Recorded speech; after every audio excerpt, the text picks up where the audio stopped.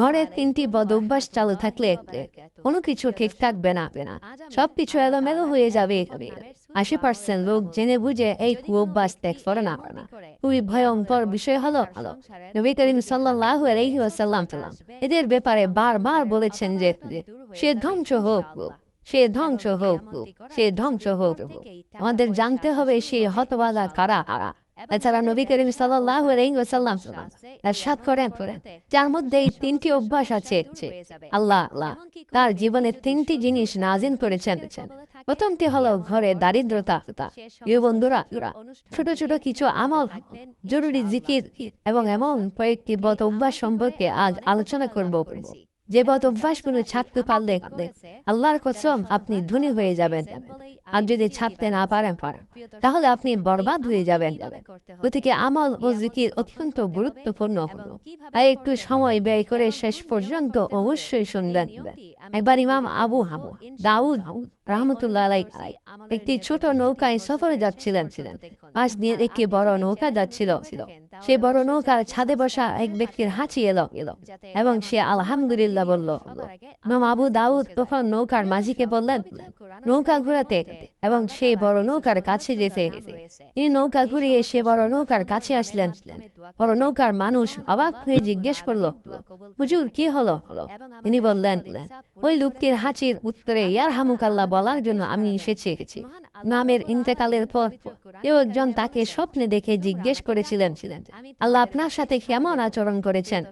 তিনি উত্তর দিলেন, নৌকার ওই আরোহীর হাঁচির উত্তর দেওয়ার কারণে আল্লাহ আমাকে মাফ করে দিয়েছেন। হাদিসে এসেছে যখন দুই মুসলমান একে অপরের হাত ধরে এবং দোয়া করে ইয়াগফিরুল্লাহু লানা ওয়া লাকুম, তখন আল্লাহর হুকুমে আসমান থেকে ফেরেশতা নাজিল হয়। ফেরেশতা আল্লাহর কাছে প্রার্থনা করেন, হে আল্লাহ, এই দুই ভাইকে আপনি মাফ করে দিন। আমাদের দেশের মানুষের অভ্যাস হলো মুসাফাহা করার সময় দোয়ার পরিবর্তে আমরা জিজ্ঞেস করি, হুজুর কেমন আছেন? এটি মূলত সুন্নত সম্মত পদ্ধতি নয়। একবার রাসূল পাক সাল্লাল্লাহু আলাইহি ওয়াসাল্লাম মসজিদে নববীতে সাহাবীদের নিয়ে বসেছিলেন। মসজিদ কানায় কানায় পূর্ণ ছিল। এক কোণ থেকে এক সাহাবীর হাঁচি এলো এবং তিনি বললেন আলহামদুলিল্লাহ। রাসূলুল্লাহ সাল্লাল্লাহু আলাইহি ওয়াসাল্লাম মিম্বরে বসে বললেন ইয়ারহামুকাল্লাহ। লোকটি পরপর 3বার হাঁচি এলো এবং তিনি প্রতিবারই আলহামদুলিল্লাহ বললেন। রাসূল সাল্লাল্লাহু আলাইহি ওয়াসাল্লাম প্রতিবারই উত্তর দিলেন। আমরা হলে হয়তো বিরক্ত হতাম যে এত ঘন ঘন হাঁচি কেন আসছে। কিছুক্ষণ পর অন্য এক সাহাবীর হাঁচি এলো, কিন্তু তিনি চুপ করে রইলেন। রাসূল সাল্লাল্লাহু আলাইহি ওয়াসাল্লাম তাকে কিছুই বললেন না। পরে সেই সাহাবী দাঁড়িয়ে বললেন, ইয়া রাসূলুল্লাহ, আমার ভাইয়ের হাঁচি আসায় আপনি দোয়া করলেন, কিন্তু আমার জন্য কেন করলেন না? রাসূলুল্লাহ সাল্লাল্লাহু আলাইহি ওয়াসাল্লাম উত্তর দিলেন, তোমার ভাই হাঁচি দিয়ে আলহামদুলিল্লাহ বলেছিল, তাই আমি উত্তর দিয়েছি।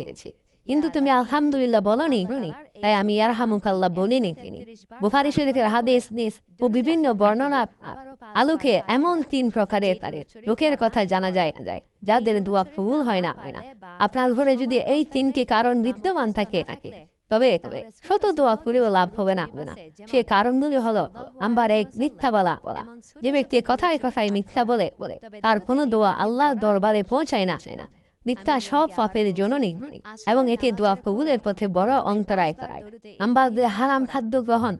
আপনার উপার্জনের উৎস যদি বৈধ না হয় এবং আপনি যদি হারাম খাবার খান তবে আপনার শরীর পরোক্ত হারামে গড়ে উঠবে। রাসূলুল্লাহ সাল্লাল্লাহু আলাইহি ওয়াসাল্লাম বলেছেন, হারাম ভক্ষণকারীর দোয়া আল্লাহ কবুল করেন না। নাম্বার 3, অহংকার ও নামাজে অবহেলা। অহংকার পোষণ করা এবং নিয়মিত নামাজ আদায় না করা দোয়া কবুল না হওয়ার অন্যতম কারণ।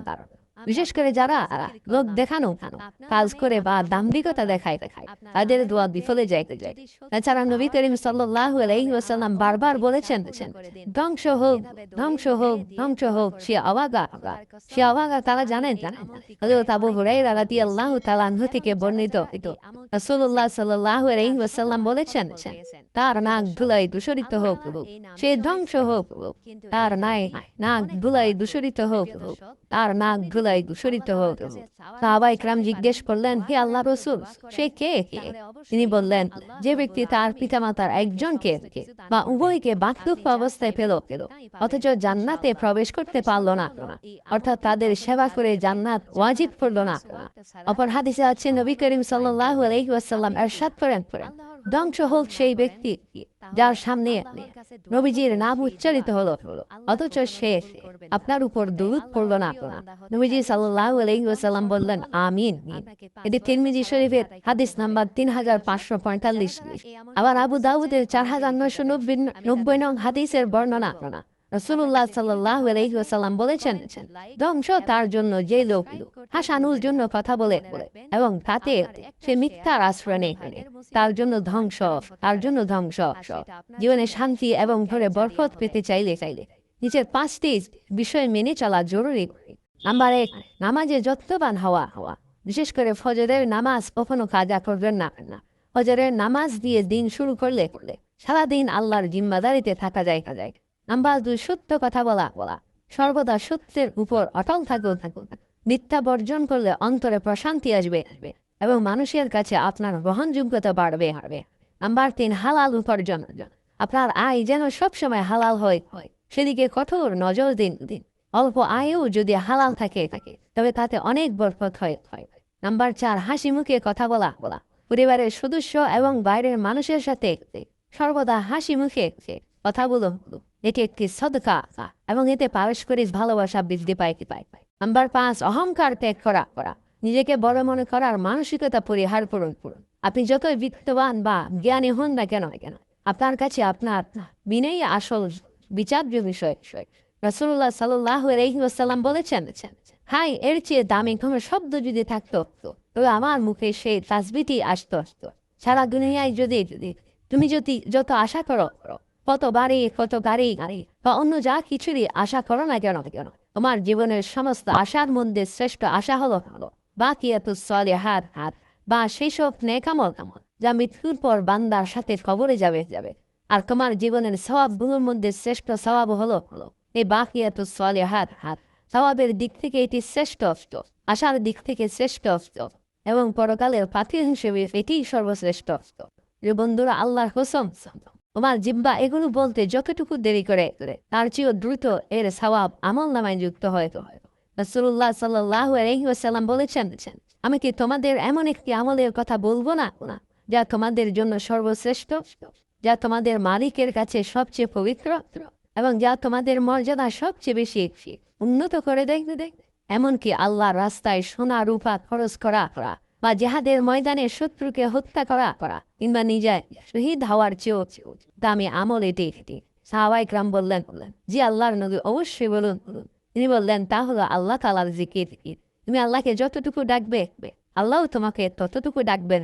তুমি আল্লাহকে ডাকবে তোমার সাধ্য অনুযায়ী আর আল্লাহ তোমাকে সাড়া দেবেন তার শান অনুযায়ী। তিনি তার রহমত দিয়ে তোমাকে ঢেকে দেবেন। রাসূলুল্লাহ সাল্লাল্লাহু আলাইহি ওয়াসাল্লাম বলেছেন, সুবহানাল্লাহ, আলহামদুলিল্লাহ, ওয়ালা ইলাহা ইল্লাল্লাহু, আল্লাহু আকবার। এই কালেমাগুলি আমি একবার বলা সূর্য যে সমস্ত জায়গার উপর আলো দেয় অর্থাৎ পুরো পৃথিবী সেই সব কিছু পেয়ে যাওয়ার চেয়েও অনেক আছে বেশি আমার কাছে বেশি প্রিয়। সূর্য শুধু আমেরিকা, অস্ট্রেলিয়া বা কানাডায় আলো দেয় না, বরং পৃথিবীর চেয়ে কোটি বড় গ্রহ নক্ষত্রের উপর আলো দেয়। এ বিশাল জগতের চেয়েও দামি হলো এই কালেমাগুলো। সাহাবায়ে কেরাম জিজ্ঞেস করলেন, ইয়া রাসূলুল্লাহ, বাকিয়াতুস সালিহাত কি? তিনি বললেন, সুবহানাল্লাহ, আলহামদুলিল্লাহ, ওয়ালা ইলাহা ইল্লাল্লাহু, আল্লাহু আকবার। এই জিকিরগুলো করার সাথে তার সে আজিমে চলে যায় এবং জিকিরকারীর কথা আল্লাহর দরবারে তুলে ধরে। জিকিরের মূল উদ্দেশ্য হলো তুমি জানবে আর তোমার রব জানবে। প্রেম যত গভীর হয় তা তত গোপন বা মখফি হয়। এজন্য যে মানুষকে একাকী জিকির করে আর আল্লাহর ভয়ে তার দুচোখ দিয়ে পানি পড়ে রাসূলুল্লাহ সাল্লাল্লাহু আলাইহি ওয়াসাল্লাম বলেছেন, আল্লাহ তাকে আরশে আজিমের নিচে ছায়া দান করবেন। দিনে অন্তত 5 মিনিট হলেও একাকী জিকির করে দেখুন। ইমাম আজম আবু হানিফা রাহমাতুল্লাহ আলাইহির জামানায় একটু কসম করেছিল যে সে যদি আরশের ছায়ায় না থাকে তবে তার স্ত্রী তালাক। এ কঠিন মাসালার সমাধান দিতে গিয়ে ইমাম আবু হানিফা তাকে জিজ্ঞেস করলেন, তোমার কি জীবনে এমন কোনো দিন এমন কোনো দিনের কথা মনে পড়ে যখন তুমি একাকী ছিলে এবং জিকির করতে করতে আল্লাহর ভয়ে তোমার চোখে পানি এসেছিল? লোকটি বলল, জি হযরত। একদিন শেষ রাতে জিকির করার সময় আমার চোখে পানি এসেছিল। ইমাম আজম বললেন, যাও, তবে তুমি আরশের নিচে ছায়া পাবে। দিবি নিয়ে ঘর পড়ো। আল্লাহর প্রিয় বান্দারা শেষ রাতে বিছানা ছেড়ে তটস্থ হয়ে উঠে যায়। তারা তাদের রবকে ভয় ও আশায় ডাকতে থাকে। হায় আমাদের থেকে এই চোখের পানি আজ হারিয়ে গেছে। দুনিয়ার মোহ আর মোবাইল আমাদের কান্না কেড়ে নিয়েছে। অথচ আল্লাহর কাছে এক ফোঁটা চোখের পানির অনেক দাম। হাসরের ময়দানে জাহান্নাম যখন তেরে আসবে, তখন এই চোখের পানি মুমিনকে রক্ষা করবে। হাসরের ময়দানে আমার পান্ডিত্য, বাড়ি গাড়ি কোনো কাজে আসবে না। কাজে আসবে কেবল আমার অন্তর, আমার জিকির, আমার আমল। যারা নিবৃত্তে আল্লাহকে রাখে তাদের চেহারা পূর্ণিমার চাঁদের মতো উজ্জ্বল হবে।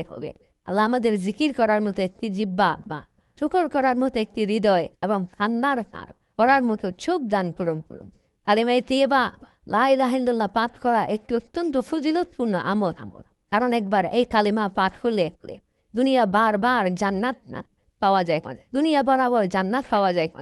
এই আমলের নিয়ম হলো প্রতিদিন দিনে কমপক্ষে 100 বার এবং রাতে 100 বার এই কালেমা পাঠ করার নিয়ত করা এবং সারাক্ষণ মনে আল্লাহর ভালোবাসা লালন করা।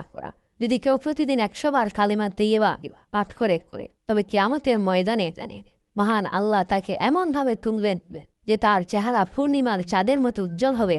এছাড়া হাসরের ময়দানে এই কালিমা সাথে নিয়ে যেতে পারলে আল্লাহ তাআলা তার নিজ শান অনুযায়ী সর্বনিম্ন 10 দুনিয়া পরিমাণ বড় জান্নাত দান করবেন।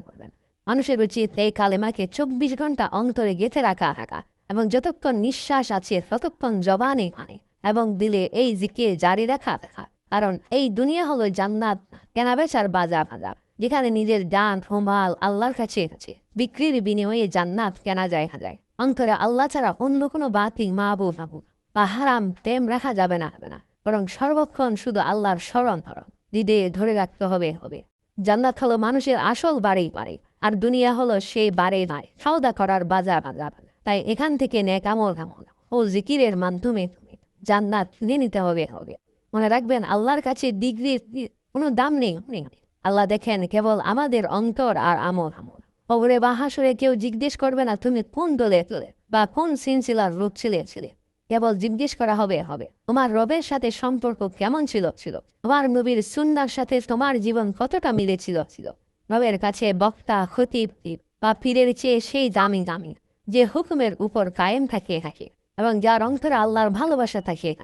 আল্লাহ আমাদের সবাইকে তার খাঁটি প্রেমিক হওয়ার তৌফিক দান করুন। প্রিয় দর্শক, আজকের এই আলোচনা আমাদের চোখে আঙ্গুল দিয়ে দেখিয়ে দিল যে এই দুনিয়াটা আসলে কোনো ভোগের জায়গা নয়, বরং এটি হলো জান্নাত কেনাবেচার এক বিশাল বাজার। আমরা কি চাইবো সেই হতভাগাদের দলে নাম লেখাতে যাদের ব্যাপারে স্বয়ং দয়াল নবীজি 3 বার ধ্বংস হোক বলে হুঁশিয়ারি দিয়েছেন? নিশ্চয়ই না। মনে রাখবেন, আমাদের দামি গাড়ি, বড় ডিগ্রি বা সমাজের পণ্ডিত্য কিছুই খবরে আমাদের সঙ্গে হবে না। সেখানে কাজে আসবে শুধু আমাদের এই ছোট্ট হৃদয়ের জিকির, চোখের এক ফোঁটা পানি আর মা বাবার দোয়া। আজকের এই মুহূর্ত থেকে আমরা কি পারি না সেই 3টি ভয়ঙ্কর বদ অভ্যাস ত্যাগ করতে, যা আমাদের ঘরে দারিদ্রতা আর অভিশাপ ডেকে আনে।